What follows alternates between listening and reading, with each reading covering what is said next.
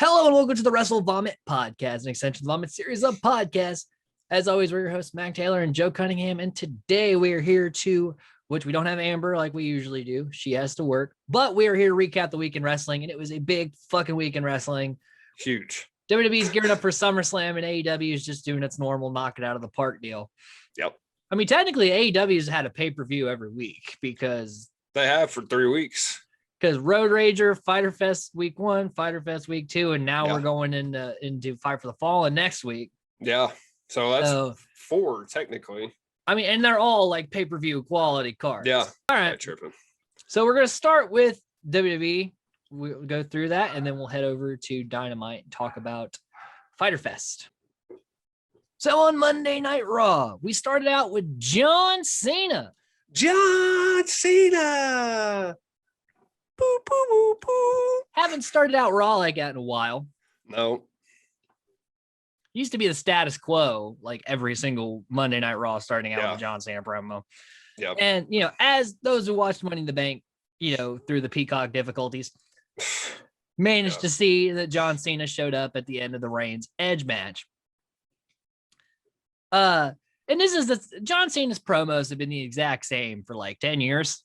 Yep. He comes out, hypes up the city, makes a couple of lower-handed jokes about himself, like he mentioned a couple of things about being in movies and stuff, and he then got to business talking about Roman Reigns. Yep. Because that's the big match. That's what we're trying to set up for. Isn't that right, Moo Moo? We're setting up for it. Tell him, Moo Moo. And basically that's all he does. He comes out here, talks about Roman Reigns, and he fucking leaves. Basically, this was just a way to get the crowd going for the later part of the card. So then on to the next match, we had Riddle and the Viking Raiders versus Styles, Omos, and Jomo. It seemed like a really odd pairing. Yeah. Because Jomo's been having these killer matches with Ricochet. Yeah. So it felt like he should have been with the Viking Raiders. I feel that too, but I think they threw Riddle in because of the whole Money in the Bank thing. Well, that and Riddle had that thing last, like he put Miz on the back of the chair last week and everything, and he's been with the Raiders back and forth. Like it's not a completely odd pairing, but it just kind of felt like Ricochet kind of got shafted post Money in the Bank. Yep. And really, Jomo and Riddle's the two I wanted to see wrestle in this match. Like every time they got in the ring, I'm like, yes, this one, let's do this. But then it just kept going back to Omos. But we got some shenanigans where Riddle got Omos to think Miz hit him with the dripstick, and he chased him up the ramp. Yes, and that was Viking great. Raiders get the win. Yeah. So, there was just enough shenanigans for this to not get old. Like, this match was fine. Yeah, it was good. And it got Omos out of the way, which is what I always try to do. Right, because nobody cares about seeing his ass, dude. No, and it's sad that the Raiders lost at Money in the Bank because, like, who's going to take the titles off Omos and Styles? I don't know. Because they were, like, the ones that could do it. Yep. Unless it's kind of a Randy comes back and him and Riddle try and go for it. We'll talk about that in the news, but it's going to be a while before we see Mr. Orton. Yeah. So then we got, for like the 9th week in a row, Elias and Jackson Riker, this time in a Symphony of Destruction match. I'll beat you with the cello.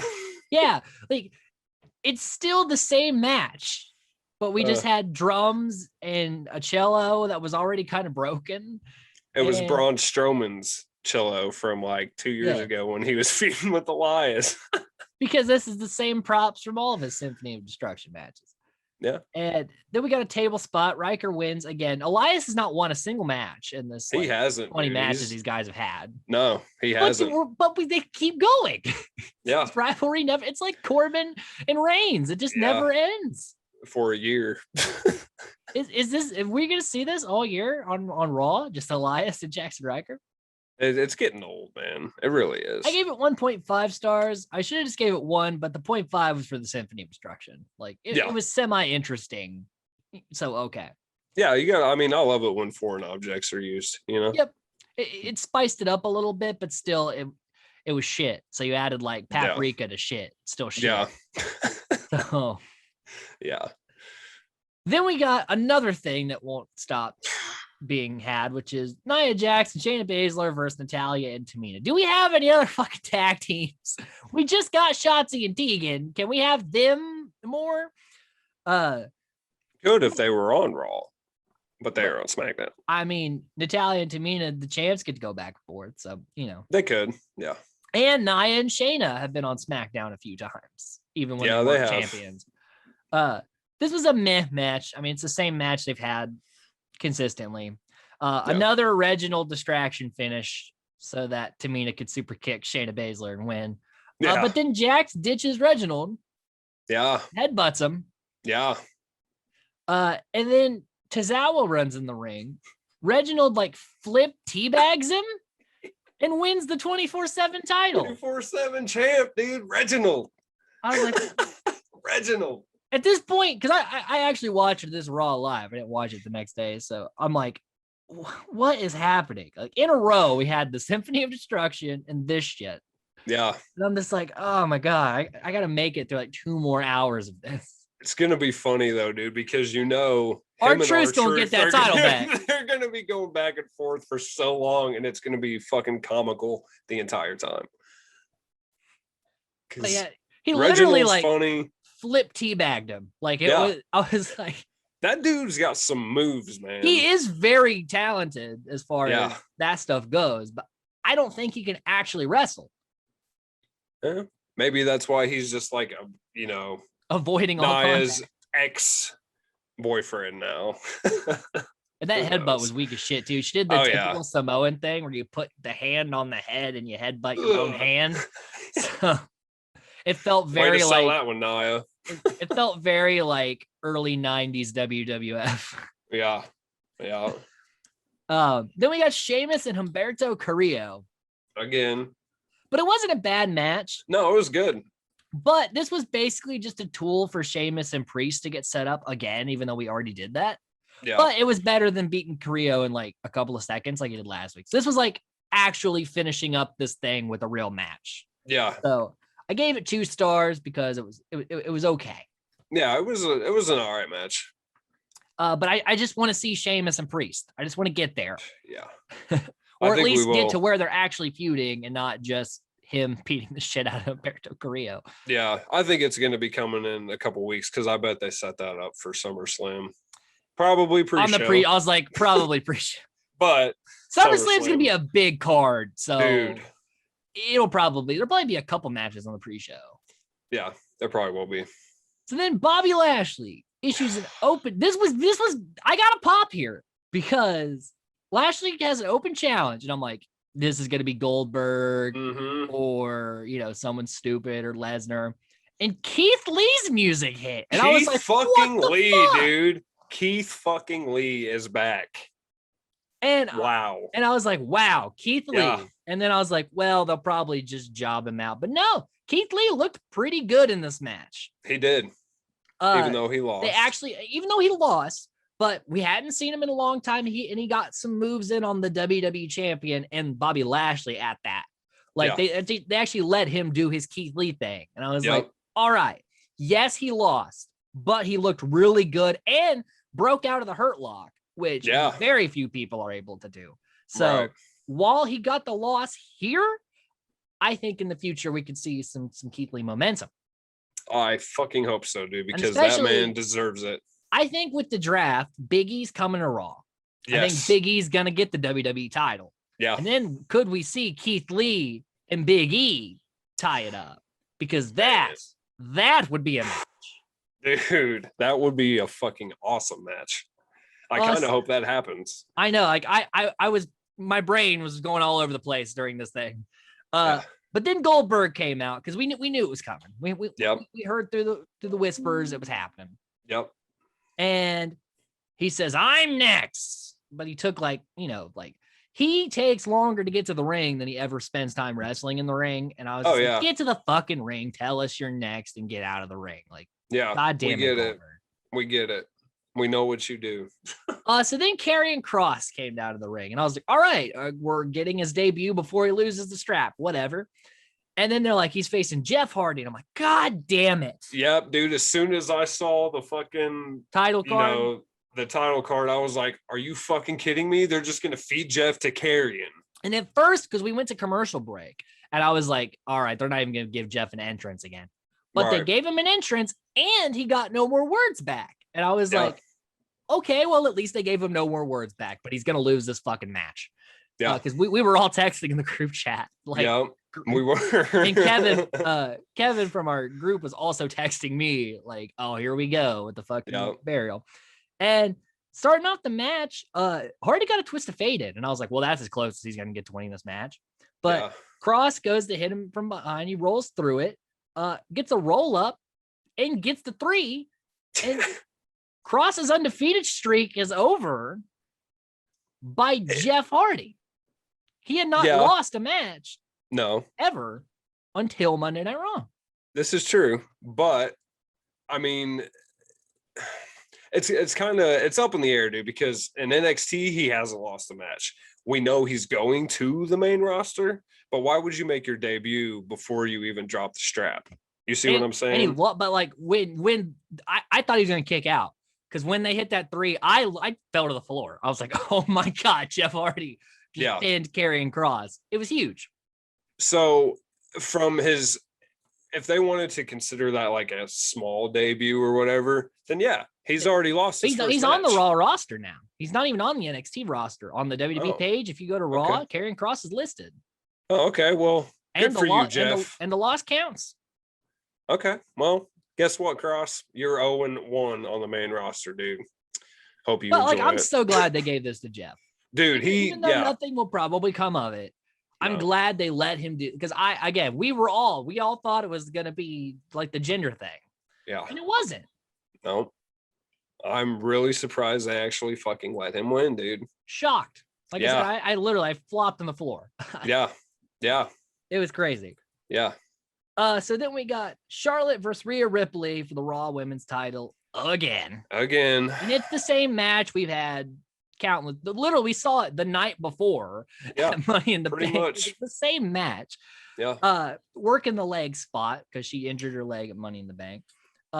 Charlotte barely gets out of the riptide and grabs her belt, hits Rhea with it, gets the DQ. Rhea beats the shit out of her.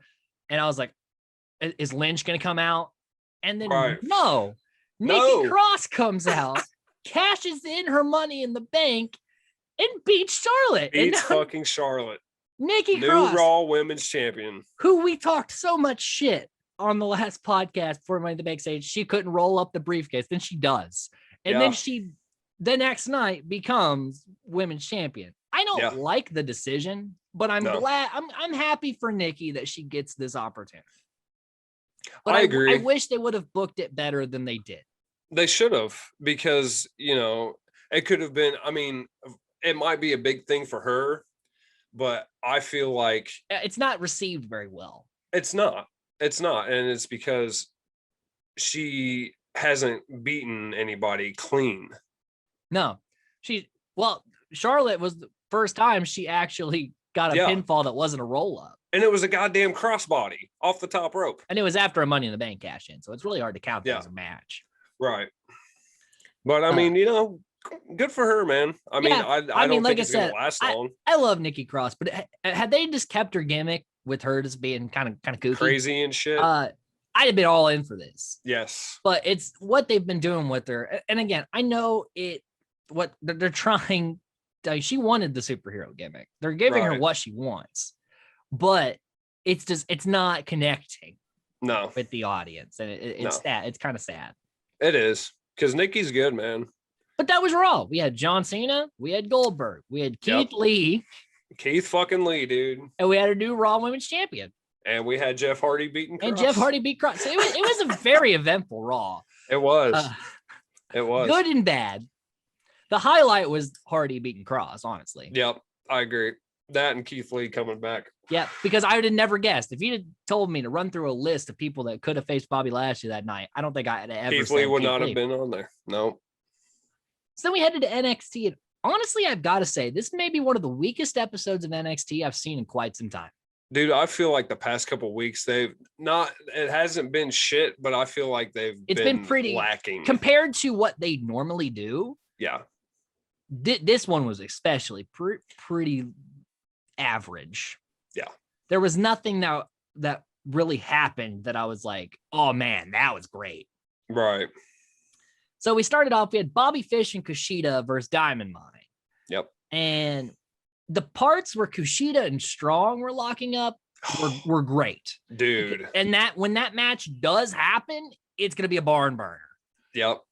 But it was when most of the match is Fish and Rust. And look, Bobby Fish is a veteran. He's great. But when he wrestles singles matches, they are the most boring things ever. Yeah. His style is not great to look at. It's not. And he's also like in the latter half of his career, he can't go like he used to. Exactly. And Tyler Rust is very average. So most of the match is just kind of boring. Yeah. But then Kushida and Strong get in, you're like, oh man, and then it's tag out real quick, and then it's back to the normal. And Kushida ends up tapping out Rust to the hoverboard lock, which I like that they gave Kushida the win, but maybe it was a bit early to let someone in Diamond Mine take a pinfall or a submission. I mean, it's Tyler Rust. I was like, it's not Roddy, which is important here. Yes. But at the end of the day, I was okay with this. I gave it 3 stars only for the Kushida Strong stuff. Yeah. And then Frankie Monet basically got another squash match. Yep. Like she hasn't had an actual match. She hasn't. And then like they kind of hint at her having stuff with Mandy Rose and the Robert Stone brand. Yeah. Also, can we rebrand it to the Mandy Rose brand instead of Robert Stone? Because because I like Mandy Rose and they are doing her so dirty. Yeah. With dropping her to NXT and putting her in the shittiest stable that they have. I mean, I don't even really, well, I guess it is like considered a stable, but it is, but it's shit. Stone is he's just a fucking goofball, man. And Mandy Rose is the only person in that group that can actually wrestle. Yeah. Cause like Frankie doesn't look bad, but she was great do in anything TNA. That impresses me. She was great in TNA. Yeah. They're not letting her do her thing. See, I think I would be more like what's the word I'm looking for? More interested in her if she actually had a match with somebody that wasn't just, oh, hey, you're in the performance center. You want to have a match tonight? All right, come on. Have an actual match with somebody. Exactly. And we have options in NXT. Plenty. But it seems like WWE all around with their women's division is just they're not doing anything good.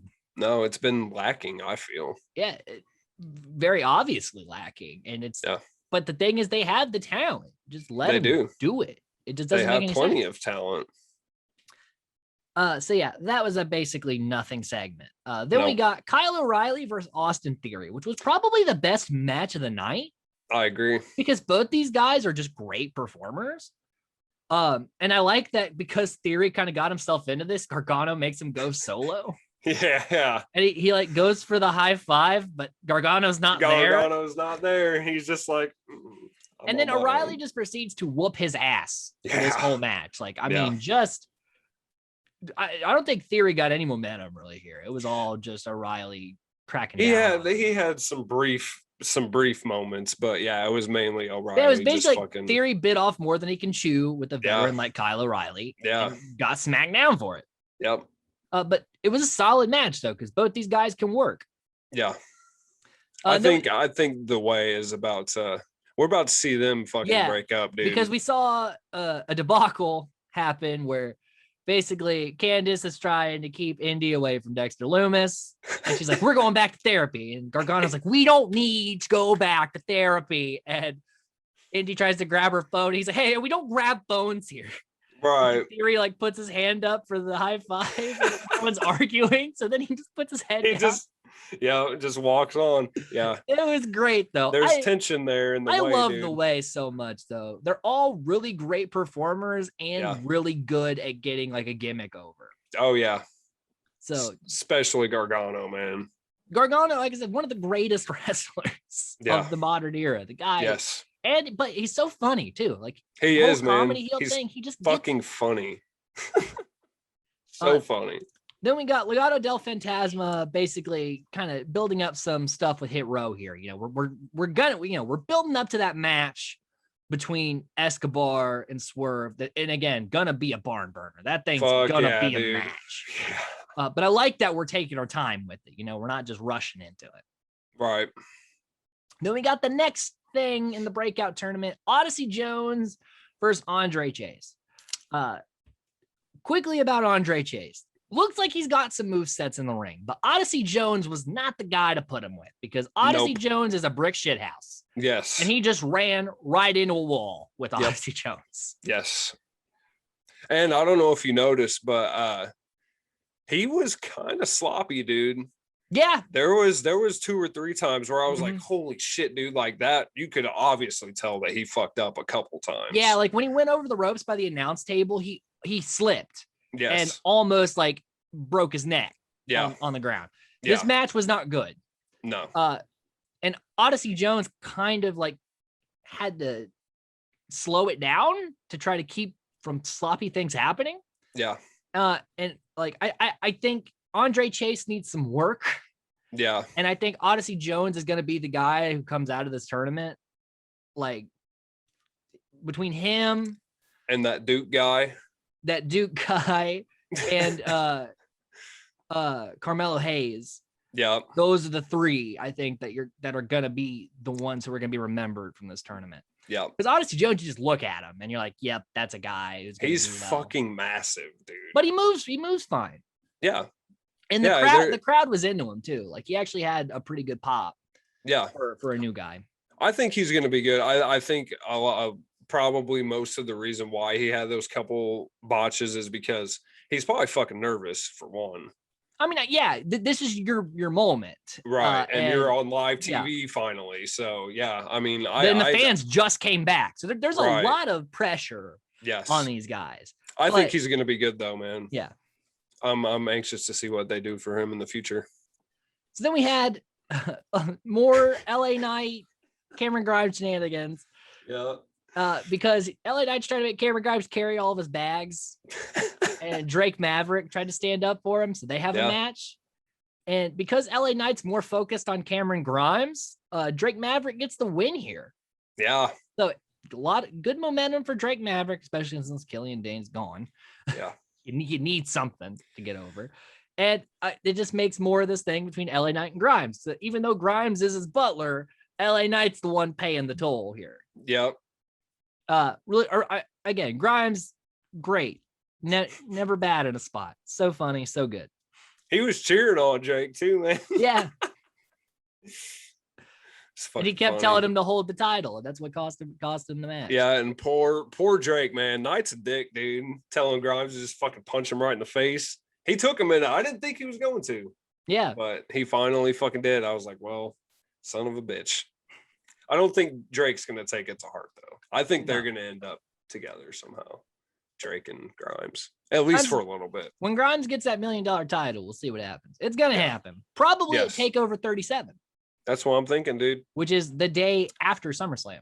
Yeah, which is weird because, a little side note, Amber was talking, we were talking about that the other day. Usually, the main roster pay-per-views would be on Sunday, and they would use like takeovers as like the build-up shows. Yeah. So, why would they switch them unless they have some big shit coming for this takeover? SummerSlam had to be moved because of this big boxing match that's going to be taking place. Oh. And they needed to have it before. Gotcha. So that's why, because TakeOver was probably going to be when SummerSlam is. You know, it was going to be flipped. But because they don't want SummerSlam to be on the same day as this big boxing match. That makes sense. They have it there. Okay. Well, then disregard that. But also NXT is probably going to be the better card. So it'll be a lot better to have SummerSlam than TakeOver. Yeah, I agree.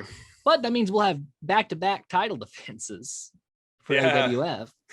Yeah, somebody's going to be a short-lived champion. And it's probably someone's going to be Charlotte. Oh. And someone's going to be Nikki ASH. I don't know, man. We'll see. So then we got NXT's main event. Main event. Raquel Gonzalez versus Xia Li for the NXT Women's title. this was shit. It was. Like, I felt, because I kept saying I'm not into Xia Li, and you kept saying like, dude, there's something there. There's nothing here. This match was, and it's not Raquel's fault at all, because I've seen her have great matches with Ember, with Io. Raquel can deliver. She can. This is all Xia Li. Yep. Most of this match is just Raquel trying to get something going, and nothing happens. So she has to basically just like power Xia Li down. Yeah. And she did too. This was a glorified squash match, because I don't think Xia could keep up. No. She was, I mean, it was a pretty slow paced match. But you know, I think towards the end, when Raquel did that little twist splash thing, yep. I really think it fucked Xia up. No, that was not a planned spot. I think she actually like knocked the wind out of her. Yeah, because if you go back and like look at that part of the match, Raquel's legs were straight up in the fucking air, dude. I mean, that was nothing but her full weight right on Zaya's fucking chest. Yeah, that, and she looked like it. Yeah, it she fucking took something out of her. So, and you know, shit like that happens. But like even before that, most of the match was just boring, because Raquel has to basically figure out how to make it work. Yeah. They put all this time and effort into Xia Li, and she's just not a star. At least not now. I mean, I still like her gimmick now, what she's doing, as opposed to the like gimmick is fine, but she can't wrestle with it. Like, yeah, she doesn't have that main event quality. It's just not there. They just need to.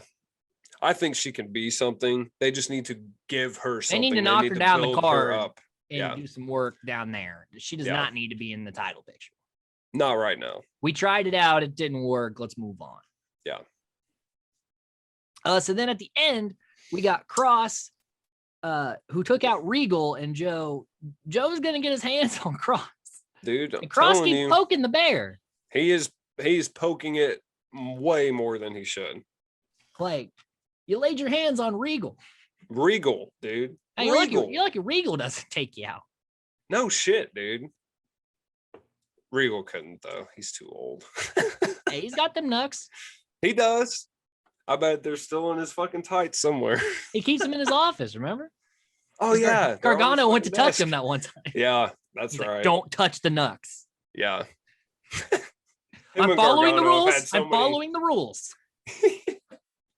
Him and Gargano have had some funny ass moments. Mm-hmm. Like when he took his pencil and fucking snapped it. So then when Joe showed up, he got him a new pencil. Yep. Yeah. Yeah. Cross. I mean, we know what's gonna happen, dude. Yeah, Joe is taking that title. It's and happen. I can't wait. Get his ass on the main roster. Probably take over 37. I'm thinking so, yeah. I'm pretty sure that match has already been set in stone. It's not official. Nothing's official for either SummerSlam or TakeOver 37, but we know where we're going with the build. Yes, it's going to happen. I know it is. And it's probably going to be the main event. So then we head over to SmackDown. And we start the exact same way we started Raw, with John Cena. Yep. Because they're like, well, we got to have Cena at these live shows, because Cena comes out, the kids go wild, they buy a bunch of merch, we make a bunch of money. Yep. Action figures, towels, t-shirts, hats, condoms, the whole nine. Condoms, wrist warmers, boxers, windshield things you put in your car to keep it from getting hot. It's all about Cena, baby. All of it. The merch is everywhere. Yeah. So he comes out, mentions Bray Wyatt. He's like, oh no, you all were wondering about the Funhouse thing. I'm like, yes, keep going. I like this. Yeah. But he basically says, I want an answer from Roman. But Paul Heyman says, hey, Roman Reigns will answer you when he feels like answering you, because you are beneath him, even though you're John Cena. Right. The king of all merch sales. Yeah. When you look at Roman Reigns merch, it's what you buy someone when they just get into wrestling and they know nothing else besides Roman Reigns. Exactly. Here you go. Here's your Roman shirt. Or it's what WWE sends you in a subscription service, because they need to get this shit off the lot. So yeah. Heyman was on some shenanigans. Yeah. For sure. Yeah. It's like, damn, dude. He was being fucking funny. Then we got, I don't remember exactly what he said, but it made me laugh. He was trying to put down John Cena. He was throwing out the jokes. Yeah. He said, "Don't get your panties in a bunch." At one point, it was that, and then he did the whole boo boo boo boo thing as he was walking backstage. I was like, "All right, Paul, that's funny." All right, Mr. Heyman, you have your jokes. We get it, dude. But then we had Finn Balor in his first match back on SmackDown against Sami Zayn, and he just basically beat the shit out of Sami Zayn. Dude, he whoops his ass. Like, those drop kicks into the corner were hard as fuck. Fuck yeah, dude. He got 2 of them. Yeah. Then the coup de grace. I mean, Sammy got a couple of things in, but this was all about Balor. Balor was not losing here. Fuck no. Because a guy like Balor, when he comes into a roster, it's a freight train. Yes. Get out of the way. Yeah. Then we got Corbin talking about the website that he tried to start just took his money and he had to ride the bus and things aren't going that great for him. I feel so bad for this guy that he has to get this gimmick over. Like, his gimmick is that he's just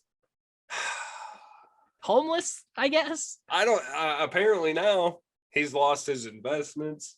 He's lost his house. Yeah. He eats spaghetti out of a can. Like, that's twice they've mentioned the spaghetti in a can. I'm like, listen, as a person who eats SpaghettiOs by choice, like, they're not that bad. Not that bad, okay? Not that bad. So Big E comes out celebrating that Money in the Bank wins, and the crowd chants you deserve it, and he does. Absolutely. I thought that was the best choice Money in the Bank card made, was giving Big E the briefcase. Yeah. And while I picked him to win, I was still shocked that he did. Yeah. In a good way, not in the Nikki Cross way where I'm like, what? Right. Yeah, that came out of fucking nowhere, man. But then Apollo comes out. And then this is where shit just gets random. Because then the Dirty Dogs come out. Yeah. Because they won in the both of them won in the Intercontinental title picture. You're a tag team. What the fuck? And then Rick Boogs comes out because Shinsuke wants in the picture. And then Cesaro comes out. And you're like, all right, this is all for the Intercontinental title. But then everyone just starts brawling and it's heels versus faces, even though the heels also want a shot at Apollo. Yeah. I don't know what's happening. I don't either. Are they going to make an 8-man tag with Shinsuke, Cesaro, Big E, and Boogs taking on Aziz, Apollo, and the Dirty Dogs next week? I mean, that could happen. And at SummerSlam, is Apollo going to defend his title against Cesaro, Shinsuke, and all those, and the Dirty Dogs? And they could do like a battle royal type deal for it. Because, I just don't know where we're going with this. This just seems like legit randomness. Yeah, why do you have so many fucking people coming out? And one of them is they're a tag team. Right. Ziggler, Rude, what the fuck are you guys doing? You're a tag team. And look, you're going to share the belt? Ziggler's a decorated IC champion for sure. Yeah. But you're a tag team. Yeah. It was really weird. Yeah. But that happened. It did happen. Yeah. And then we switched because for some reason this SmackDown was mostly in Cleveland, but like a snippet of it was at like a concert venue in Miami. Yeah. Why? Because a concert venue is not the place to have a wrestling show because you have like no room for the ring. And the people that are sitting way back there, there's not even a screen. They can't even see what the fuck's going on. Right. Well, I mean, even the stage, dude, you could see the stage was up so fucking high. Yeah. Everyone's like down here. They can't fucking see it. Because that works for a concert because you're listening to the music. Right. You're trying to squint to see two figures kind of wrestling each other. Like, this was a bad decision.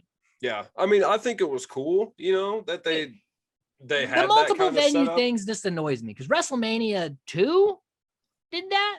Yeah. Back in the day where they were like in 3 different cities. You kind of gypped the cities out of seeing a full show. Like, these people pay a lot of money for these. Like, the people in Cleveland didn't get to see 2 matches that happened. Right. The people at this concert venue didn't see anything. Yeah. So, I mean, the only way they would have seen if they weren't up close is on giant fucking screens. Hopefully they had them. I don't know. I didn't see any I didn't see any screens. Because at the actual venues, like in Cleveland, there is like a big screen that you see the match on. So even if you're in the cheap seats, you can see what's happening. Right. I didn't see that at Miami. I didn't either. But it's funny because a couple years ago, NXT went to Download Festival over in the UK and had like I wasn't aired or anything, but it was just, just something that they had going. Like a house show. Yeah, it was like a house show, but it was like, everybody could see, everybody was around the ring and all that. But that's shit. different too, because that's a house show. Like this is an actual Smackdown. True. It just didn't translate well. Like I understand what they're doing, trying to like make it like a promotional deal and try to get a little extra on the side for it, but it was not that well planned out. No. Because like you said, in the NXT one, at least you could see. Yeah. They should have picked a better venue. Yeah. Or just not have the fucking stage up so goddamn high. That's also true. I mean, that thing was up there, dude. Yeah. Because in a concert, you want your people up there, but it doesn't translate to wrestling. No. But we had Dawkins versus Gable, and the Street Profits had what rapper was with them? I never remember their names. I don't know, dude. You know me. I don't listen to that but basically, shit. The Street Profits were just having fun. Had a nice little entrance. And Gable worked the early part of the match because he's very talented, very athletic. But Dawkins gets the win here at the end, which was needed because, yes, Montez has been injured, but like in order to keep this rivalry alive, Dawkins has to win something. Yes.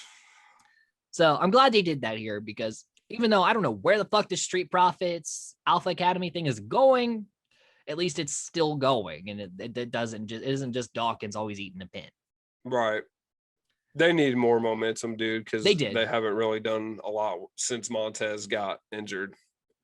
But then because the Street Profits were in Miami, Belair had to be in Miami because they all traveled. Oh, yeah. So we had Carmella and Belair for the women's title again for some reason. Why did she get a rematch? She lost. And this wasn't even a good rematch. Belair just beat the shit out of her. Yeah. Like Carmella really didn't get that much offense in. It was mostly just Belair showing all of her different movesets. Yeah, it's almost like a masterclass of her arsenal. Yeah, she did more the week before on SmackDown when she had her first match against Bianca. Like, it was just Bianca went through the motions, her fucking ass, hit the KOD, and we're out of there. Done.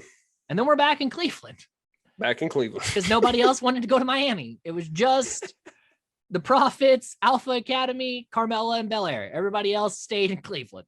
Yes. Because Edge comes out. Yeah. He's pissed, rightfully so, at Rollins for costing him the Universal title.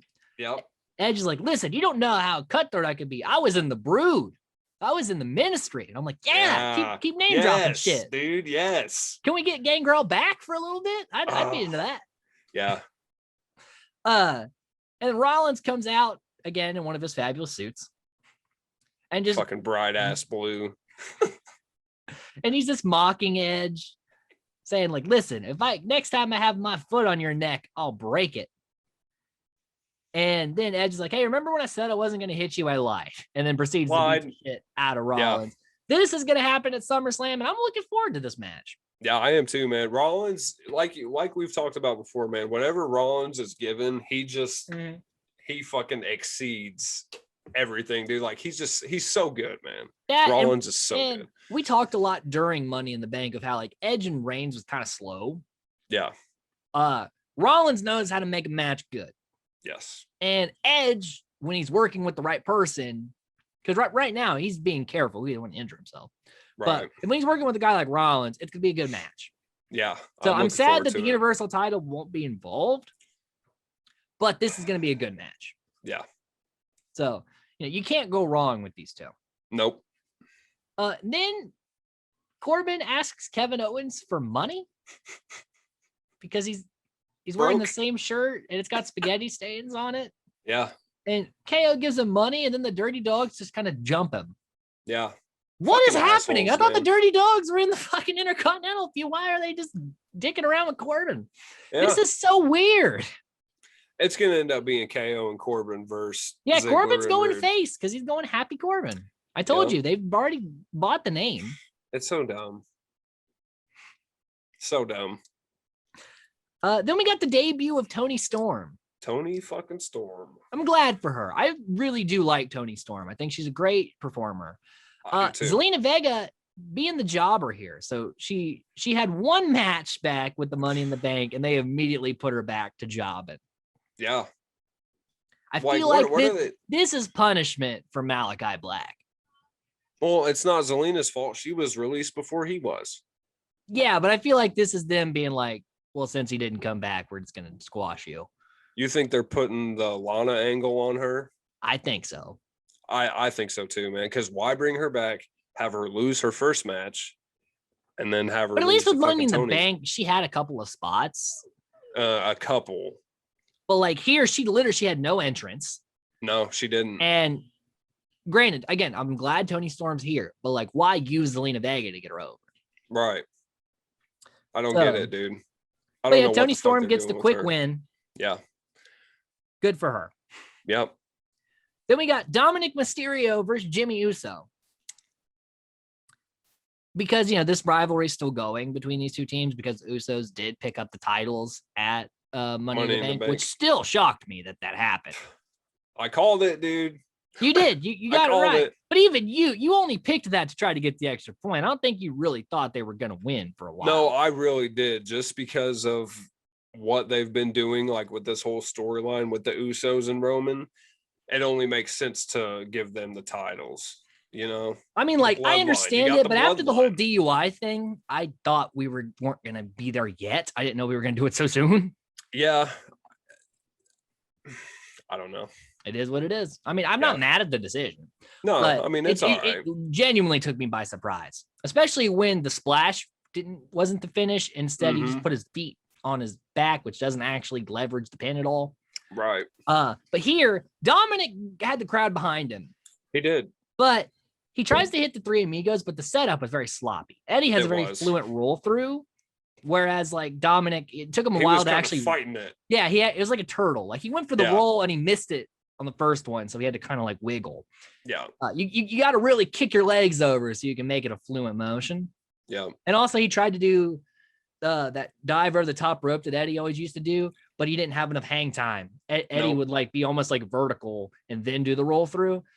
Again, I'm not faulting Dominic for not being Eddie Guerrero because you're not that good. No.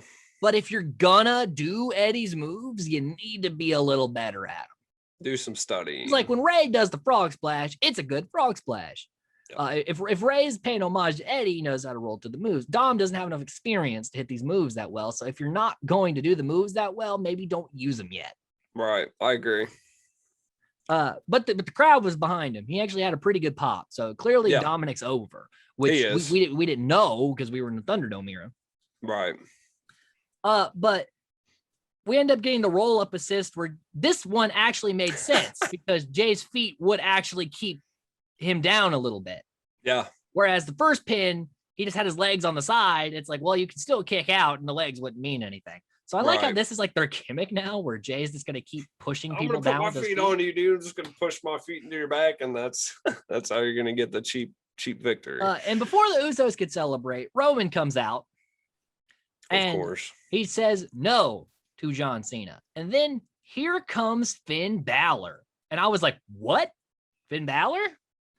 And he's like, all right, you don't want to say yes to John Cena. What about me? Yeah. And Reigns says, yeah. We're going to get Finn Balor versus Roman Reigns, the Universal title. Fuck yes, dude. Finn is getting that back. He never lost it. He deserves it. He didn't. He never fucking lost it. He was injured. Because could you imagine Finn Balor winning the title? Like how big that would make up for all of the shit. Absolutely, dude. And all of the shit they put Finn Balor through. Yeah. He's proved by now he deserves it. He deserves to have the rocket on his back. I mean, look at what he did in NXT. Look at all the great matches. Look at all the things he put over. He was fucking amazing when he went back to NXT. Finn Balor is a main event guy. Absolutely. Nothing less. With any company. He should not be anything less than a main event fucking 100%. Person. He's too good to be anywhere else in the card. Fucking good, dude. And he's a veteran. He's not like a rookie. No. So that was SmackDown. Ended on a pretty damn good note. Yeah, it wasn't bad. So then we head over to Dynamite where we had night 2 of Fyter Fest. Fyter Fest. Interesting card. We had a couple of matches didn't quite hit, but for the most part, this was a good card. We started off with the first labor of Jericho. Chris Jericho taking on Shawn Spears. Only Spears could use chairs. I liked this stipulation. Yeah. And I like this whole thing that Jericho has to do to get to MJF. Chair shots to the bad arm felt really bad. Jericho, man, he's reckless. He is, dude. He's like, oh, I got a broken elbow. Yeah, you can take it's a chair all right. shot Just at hit it with the fuck chair. That's Here, fine. I'll put it in front of the post. Make sure you get it hard. Yeah. Blanchard tries to interfere, but the Spanish God, Sammy Guevara, gets involved. Yeah.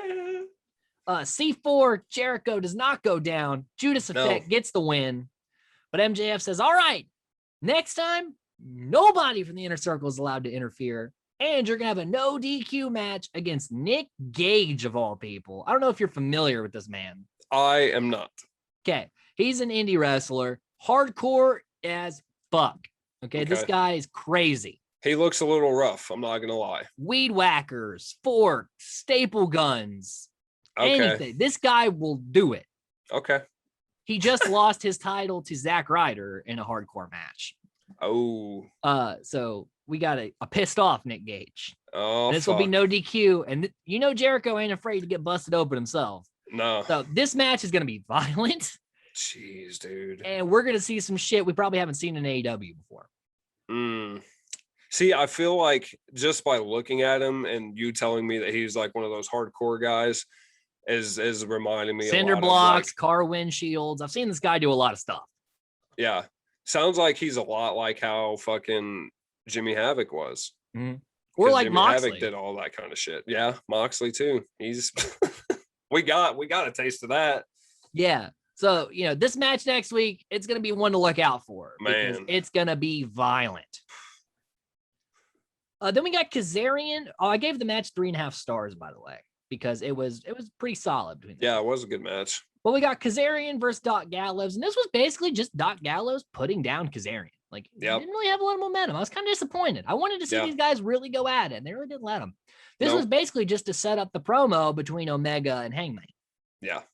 So I gave it 2 stars because it was pretty lackluster. It was.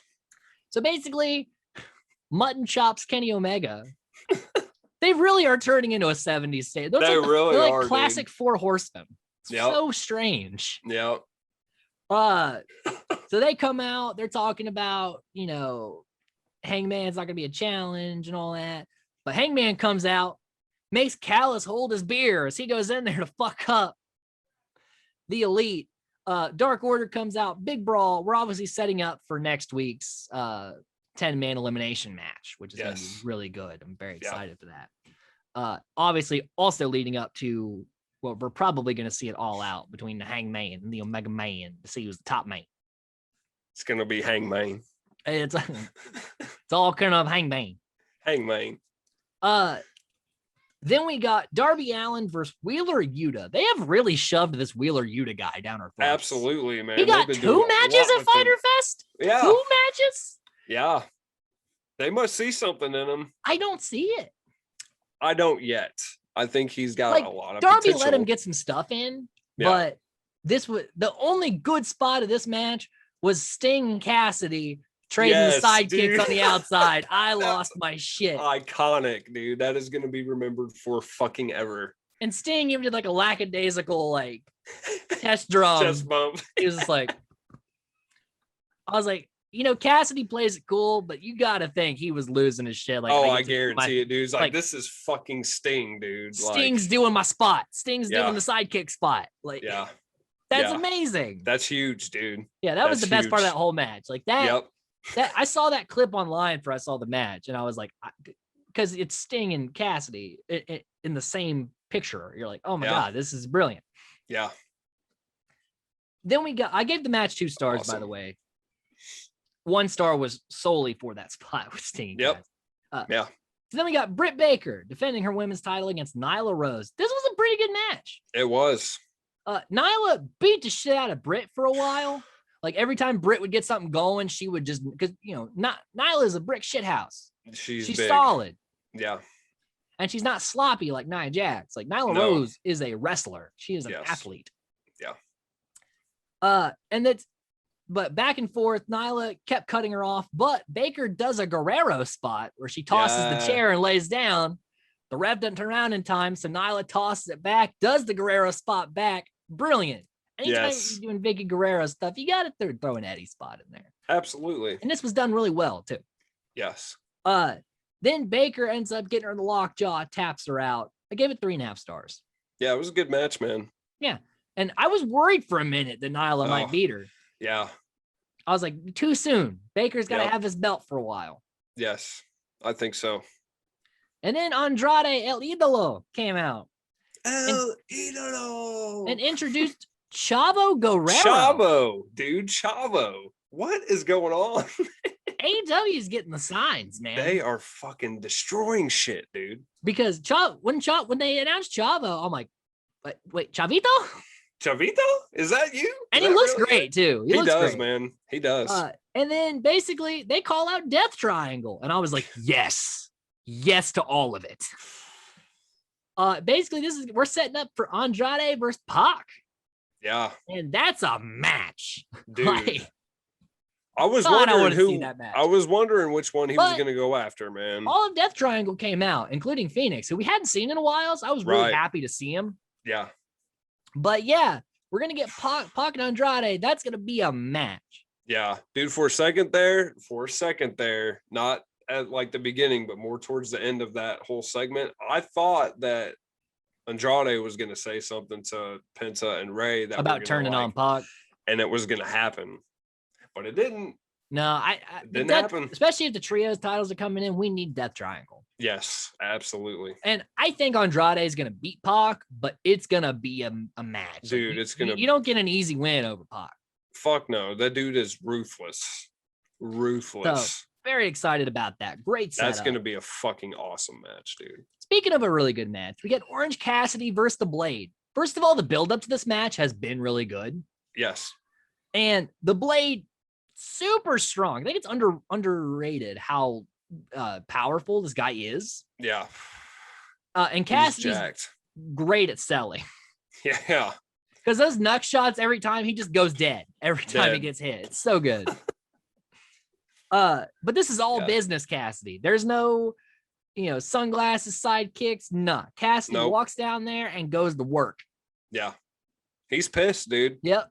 He's mad. For the first time in maybe his entire life. He's upset. Yeah.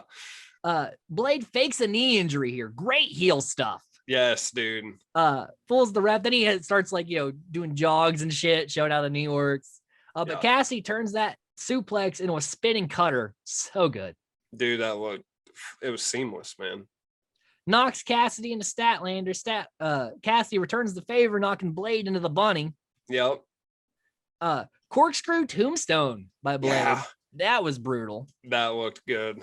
And I love how Cassidy the whole time his back's injured. So he's can barely, even when he does hit the beach break, he has to throw him up into it. He can't just hit it normally. I like that. Yeah.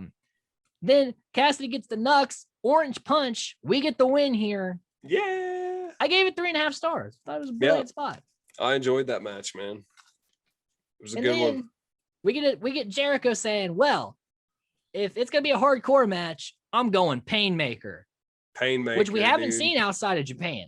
Right. I'm just like, yes, all of it. Well, he did do that gimmick for, I want to say, the first month or two when AEW started up. See, I wasn't watching then. So yeah, he did do it then, but after that, once the whole inner circle thing actually became, then he was, Le Champion. Le Champion, yes. But I'm excited to see the Painmaker. Very excited. And this hardcore match, like I said, it's going to be brutal. Yes. You're going to need face paint to hide all the blood. Yeah. Speaking of blood, we had our main event. Speaking of blood, fuck. Texas Death Match for the IWGP US title. Jon Moxley, Lance Archer. Good God. Dude. We started out with kendo sticks. Yes. Which is already brutal. Moxley picks up a trash can lid and Archer punches the lid into his face. Right into it. It was hard as fuck. Yeah, he fucking just boom, drilled him. But Moxley, not to be outdone, gets a fork. Yeah. And just starts ramming it into Archer's wound. I mean, just like, oh, his God. inner Abdullah the Butcher came out. Exactly. And then Archer sets up the chairs, which is a typical chair spot where you put two together and you're going to put them through the chair spot. But no, Moxley turns it around for the edges and then gets choke slammed on the edges. I have never winced so hard. Like, I was like, oh my God, his spine. Dude, my back felt like it was on fire. The chairs didn't even bend. Like, they didn't. It was just his body that took the brunt of this. Oh, dude. God, man.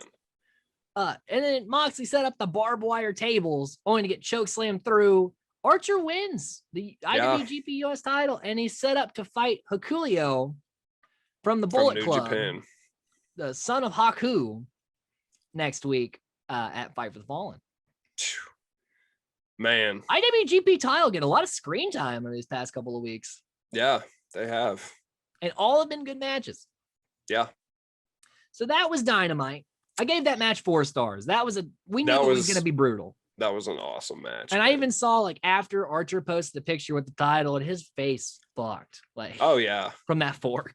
Oh yeah, that shit was grueling, dude. But he got the payback. He did that shit to Moxley too, man. Mm-hmm. And he jabbed him back with it too. He didn't pull that shit at all. Yeah, that was an awesome match. So then we're on to the news. Obviously, WWE was not happy with Peacock's technical difficulties. That was a worldwide thing. Everyone had to like pretty much restart it. We had to do the same because it was happening during the men's Money in the Bank. And we were like, no, absolutely not going to miss this. Yeah. So hopefully Peacock gets their shit together if they're going to keep streaming pay-per-views, because, like, come on. This is the whole reason I have Peacock. Right, exactly. To not fuck up. Bronson Reed potentially might get called up after this whole feud he's got going on right now. With Cole? Yeah. Afterwards, Reed may go up to SmackDown. Okay. I can see that. I'm all right with it, as long as they use him right. But it's still not confirmed. He's still, because he was supposed to go after he lost a strap, and he said, I want to do this thing with Cole first. So he may not even end up going. Yeah, he may not. WWE trying to get Braun Strowman back. Even though, why do you keep doing this? You released these people. Right. Like, it's on you. Yeah. Now, if he does, do you think he's going to take less money? Because that was the main reason why they fired him, is because he was making like $1 million. If I was him, I wouldn't. Like, fuck no, dude. He deserves the money. He got paid. Yes. And Braun, wherever he goes, he's gonna get paid for it. Exactly. So no, he's an attraction. WWE, it's your fault. He's fucking gone. It's the same thing with Malachi. Like, exactly. You released him, and then you're going to act like we just want him back. Like, you should have let him go in the first place. You had him. Exactly. Renegotiate his contract, if anything. Exactly. Don't just fucking release him. Talk to the guy before you let him go. Don't just spring shit on people and expect them to come back. Yeah. And now it's like all of those motherfuckers are down on their knees looking like little bitches begging to get him back. Especially because AEW's taking people and they're making it. So, WWE's probably sweating where Strowman will go. And there's more sweat coming with... we'll talk. That's the big news at the end. We'll talk about it. Samoa Joe cleared to wrestle, so that should happen soon. Glad that he's cleared. Yes. WWE may do Queen of the Ring tournament this year. Yep, that would be cool. Yes, use your women's division. They're good. Yeah, and they could mix all the brands together. Yeah, have a cross NXT too. Throw the best of the best of all three in there. Let's do it. Yeah. That would be cool, man. They've never done anything like that before. Randy Orton moved to inactive on the roster. Yeah, dude. What's up with that shit? It says that there's not an issue between Orton and WWE, but why is he gone? Yeah, he just like left. Literally in the middle of a spot. Yeah. Just went away. Yeah. I don't understand. I don't either. I don't know what the hell's going on. Inactive though. That means we're not gonna see him for a while. That means he's gonna be gone for a while, because they only do that when people are injured typically and gonna be gone for months. Yeah, I haven't seen anything about him being injured or anything. So no, it's not an injury. I don't know. I have no idea, dude. Thunder Rosa signs full-time with AEW. She was in NWA, but now she's switched to a full-time AEW contract, which it makes sense. She's doing a lot with AEW. Makes sense just to be there. Yeah. Especially now that we're traveling and schedules are going to be a little more tight. Right. With this whole cross-promotional thing, you're really going to have to plan ahead to be in the same city to be able to do these things. Yeah. WWE planning a New Year's Day pay-per-view. New Year's Day pay-per-view. We haven't done, I don't think that's ever happened. I don't think so. So that's going to be interesting. Hopefully it's not shit. Probably will be. Yeah. Bad news for Jeff Hardy. He has come down with COVID-19. Yes. I saw that this morning. Just when we got one fucking thing going, man.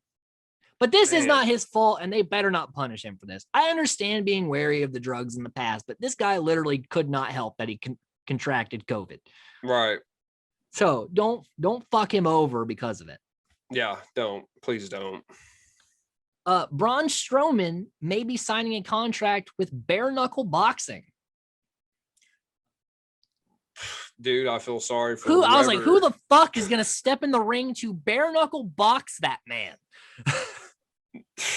Like that, you're gonna need to get like a Mack truck if you're gonna try to take this man down. Jake Paul. He'll die. He'll actually die. We can only hope. We can only hope. If Braun Strowman legitimately punched you in the mouth, you might break your jaw. Like, the man is massive. Yeah, no, it's happening. There ain't no might, dude. Yeah, he showed up at an event and they, he said he may sign. So, wow. Okay. Different career for the guy. Yeah. Nikki ASH booed at her first house show. Yeah. So clearly this gimmick is not over. Not going over. And before we get to the big news, we're going to talk about the Fight for the Fallen card a little bit before we head to the big news that we're going to probably really talk about in depth. Mm-hmm. So next week for AEW, or this technical week as we're recording a couple of days later than usual. Yeah. Chris Jericho versus Nick Gage. We talked about it's going to be a barn burner. We got Santana and Ortiz with Conan versus FTR with Tully Blanchard. Yep. That's going to be fun. It will be. That'll be a really good match. Christian Cage and Jurassic Express taking on Angelico and Private Party. I'm cool with this. Good for Jungle Boy getting to fucking tag with Christian. Yeah, that's awesome, man. We got the 10-man match, the Elite, Kenny Omega, the Young Bucks, and the Good Brothers taking on Hangman and Evil Uno, Stu Grayson, John Silver, and Alex Reynolds. I don't know why 10 wasn't involved in this. I know, dude. He hasn't really done anything. I wonder if he's maybe got like an injury. It's not like a big injury, but he's trying not to aggravate minor. Could be. Because like you'd think, like, no offense to Alex Reynolds, but you'd think like 10's gonna be in this match. You would think so, yeah. Like, because Doc Gallows is a big man. He's a big man. That makes sense to put them two against each other. Yeah, 10 is a fucking good size. He's massive. Yeah. And then Lance Archer versus Julio. I hope I'm pronouncing that correctly. For the IWGP United States Heavyweight Championship. It's going to be great. Yeah. Now on to the two. This was all over the internet. I was shocked, dude, to hear both of these sets of news. So first, the one that makes more sense, the one that wasn't like completely out of nowhere. Daniel Bryan signs with AEW. Yes. I thought he was going to Japan. He did, but they're doing the crossover shit. And he wants AEW. And, think about, Bryan can have a lot of dream matches. He will too. But and that's great and that's exciting. But the news, CM Punk, who hasn't wrestled a match since 2014, was thought to be done with wrestling completely, signs with AEW. It's official. It's confirmed. It's happening. He is fucking coming back, dude. And WWE has got to be pissed. Because not only did they sign Bryan, but they signed Punk, someone who they know is going to sell pay-per-views. They know is going to draw people in. Yeah. Someone they've tried to get to re-sign with them ever since he left. And he said no every time. And he's in their rival promotion. Dude, this is huge. We are going to see CM Punk return. And the match I want to see is CM Punk and Malachi Black. That's the match we're talking about that shit today, dude. Because their styles are so similar that they're gonna like kick each other's faces off, and I want to see it. Dude, That place is going to fucking erupt. Punk and Omega? Dude, there's just so many fucking Punk and potential. Jericho? Yeah, there's so much potential, dude. Even Punk and Bryan. Yeah. Dude. It's what is going on? Like, what is going on? Even signing one of those guys would be insanely huge, but you signed both in the same week. The same fucking week. Fuck? Dude, I'm telling you, man, AEW they has their shit together. Like, the wrestling world was on fire this week. Yes. And I understand it, because especially with CM Punk, there was, ever since 2014, there wasn't a day that went by where someone didn't say, like, well, you know, when CM Punk shows back up, it's going to be huge. Yeah. And it got to the point where even these days, I thought it was never going to happen. I thought we were past that point. Yep. But here it is. It's going to happen. It's fucking here, bro. Like, what we're a time to be wrestling. We're going to see that motherfucker come back and make his in-ring fucking return. It's gonna be amazing. Wrestling history is being made.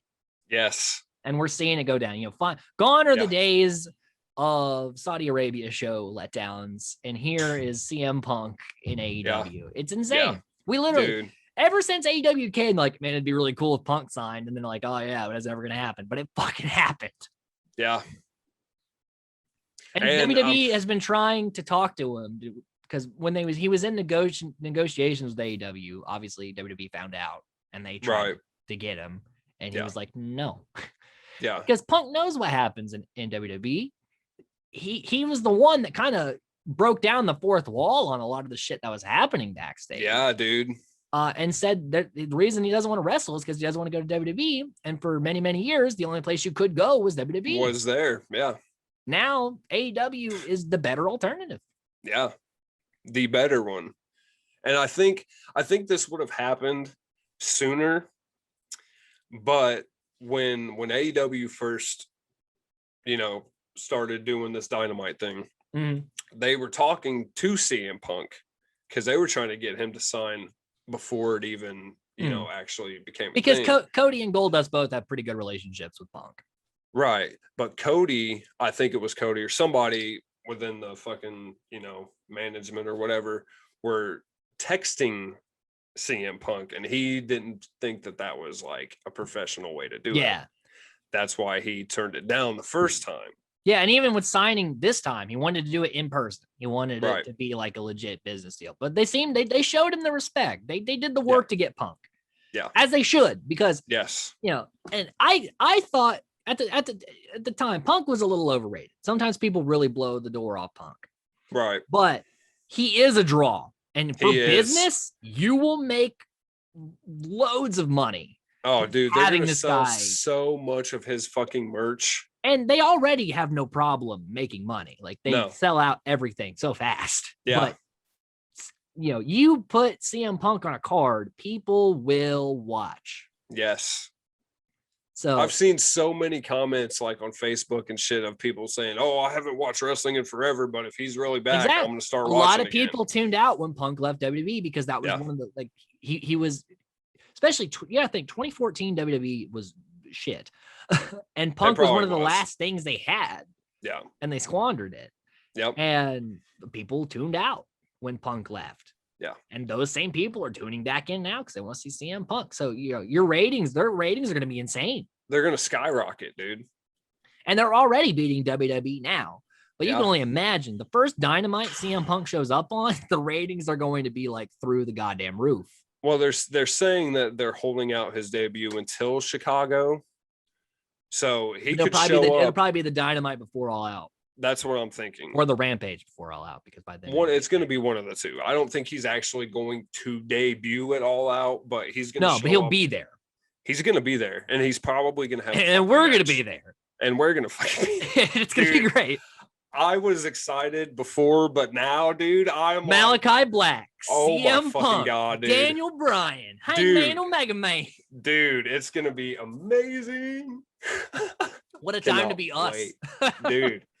This is just good for wrestling in general, man. It is, because we talked about the cross promotions and everything. Like, things like this have started happening. Like, this is the best time since the 90s to be a wrestling fan. Absolutely. I 100% stand behind that because there are so many options now that I can't even watch them all. Yeah. Yeah. And it's but variety. That's how it should be, man. Yes, it should be that way. You should have options and you should have things that fit your taste. Yes. And even AEW in an interview this week said they would be open to working with WWE and cross promotions. But, and this is what Cody said, the thing is, will WWE? Nope. And they, and that was kind of like a rhetorical question because we all know. Yeah. The pride's too big. Exactly. They don't want to swallow their fucking pride. The thing is, AEW doesn't want to extinguish WWE. They just they wanted to open up the territory just like it was back in the 80s and the 70s. And they've done that. They have done that. Even, the monster that is WWE, they went past it. They didn't, instead of trying to fight it and make this Monday Night War shit for, again, right. They just did their own thing and they won. Yeah. And they're still winning. Yeah. Dude, I mean, they're contest. They're doing everything right.